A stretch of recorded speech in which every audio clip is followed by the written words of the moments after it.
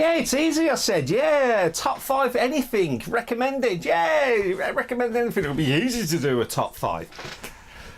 Until I was asked this. 5, 4, 3, 2, 1. Hello, I'm Adam Paul Morgan. Thank you for clicking on to what is my top 5 favourite sports I like to play. Now, there's a bit of confusion. You've probably seen in the previous video, or the previous video coming up. I don't know, I'm doing this all in one go. Someone sent me a message to do a request of a top 5. It was about sports, top 5 favourite sports. And I was like, is that to play or to watch? And the person who sent me the message basically said do both, and I've already done one. Now I'm doing play. But to be honest, I'm not the most physical active guy. I did start going to the gym, but until recently, as I'll just show you, my ankle is in a brace at the moment. Well, cheap one off Amazon, it's not a proper medical one. But yes, so my top 5 favourite sports to play, as requested. And there's a reason for my top 5 pick, because I used to play this all the time at school. Now, a lot of these are sort of school-based. It's the only ones I can sort of remember. But this is basically softball, basically baseball, but a bit toned down a bit for sort of school kids, as it were. Not as hardcore, as it were. No, but basically it's rounders, but I don't know the slight variations of the rules, but basically you've got a sort of baseball style bat, so you've got a ball and you've got to whack it and then you've got to run round a sort of thing. Now, this is what I used to do. Sorry for the poor diagram. That's where you used to start off, yes? And you've got to get to there by going here and here to get to there to score the round, yes? So basically what I used to do, I used to whack the ball as far as I could over there. Now, hopefully nobody caught it there, and if nobody caught it there, by that time I'd already run round to there. So if someone does have the ball there, they've got to throw it from there to there. Simple. Variations of the rule, I don't know, it's just whatever the PE teacher decided at the time. Next. Again, this is from the school days, 5-a-side indoor football, or soccer.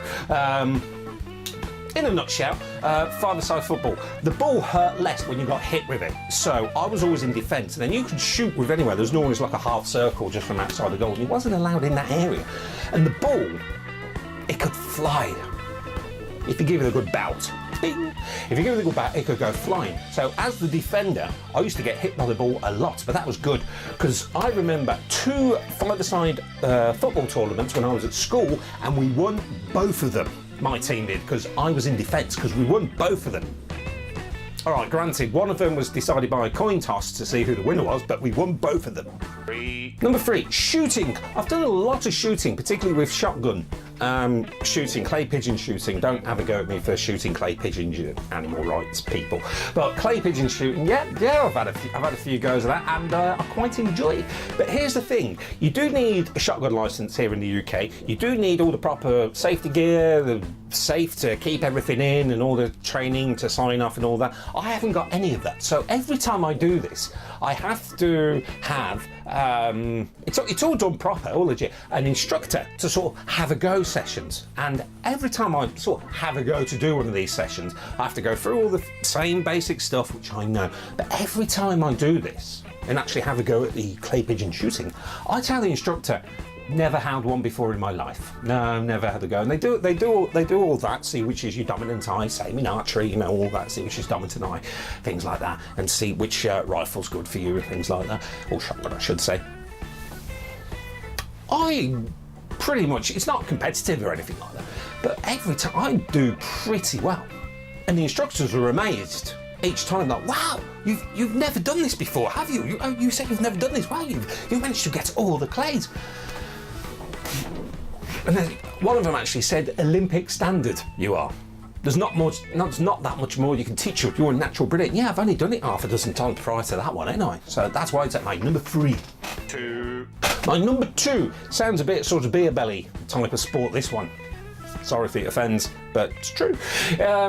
10-pin bowling. The bowling, when you get the thing, you roll the ball down and you knock them all down. Now, the reason this is in my number 2, because once upon a time when I was about 14, I'm 32 now, all my sort of family, we all got together and had the big family sort of 10-pin bowling session down at Star City, or as I call it, Stab City, where you all throw the ball down the alley and you do all that thing. Now, the reason that's my number 2, because I was only 14 at the time and I'm up against adults, which all of them were completely drunk, by the way. Irresponsible drunk, but I won. And if you're watching, don't forget that I won. I was 14. 1. Now this sport is banned. Banned. Hosepipe hockey. I remember playing this, it's since been banned, but what a sport it was. Basically hockey with a hosepipe. Can't say any more than that because I might get in trouble. But that was my favourite sport to play. Hosepipe hockey. Thank you very much for watching. Sorry about the person who requested this. It took so long to actually get it out there, but you choose some right dandy ones to pick. But if you've got any more, or if anyone has any sort of requests for me to do a top 5, it would be doing me a massive favour because I'd have to think less, but then I have to think more, if you get what I mean. I'm Adam Paul Morgan. Thank you so much for watching. Have a good one.